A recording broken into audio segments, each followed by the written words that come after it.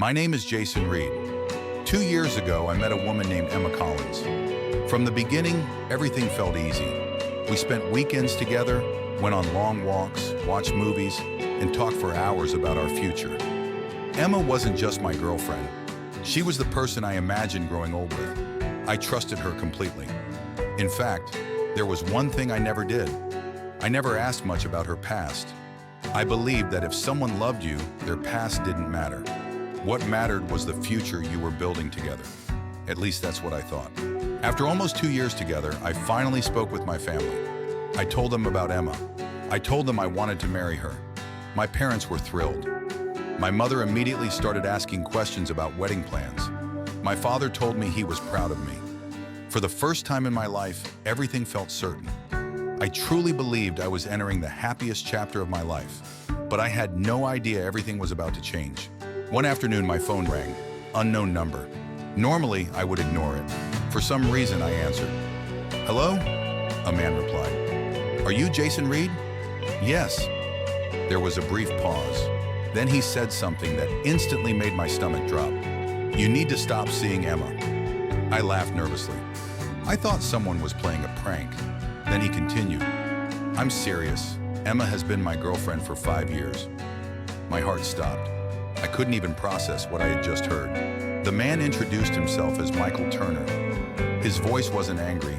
It was calm, almost disappointed. Michael explained that he and Emma had been together for 5 years. Their families knew each other. They attended family events together. Everyone around them considered them a couple. I refused to believe him.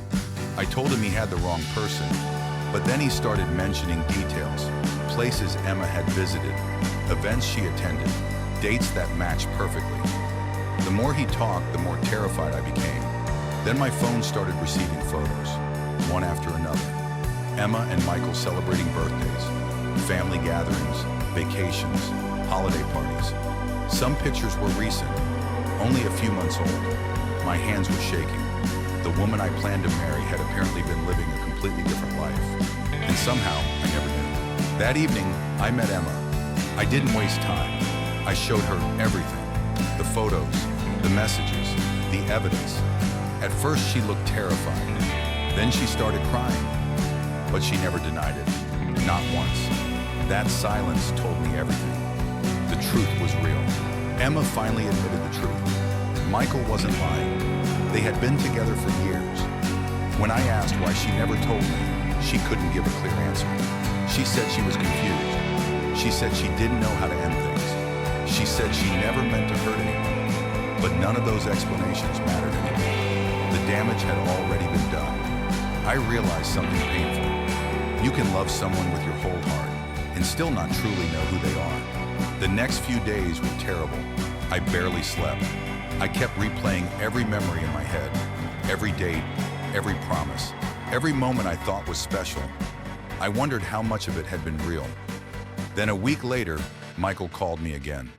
This time, he said something I'll never forget. "At least you found out before the wedding." For the first time, I saw things differently. He was right. Imagine learning the truth after marriage, after buying a house together, after having children. The pain would have been far worse. Months have passed since then. Life isn't perfect, but it's better. The heartbreak eventually faded. The lesson stayed.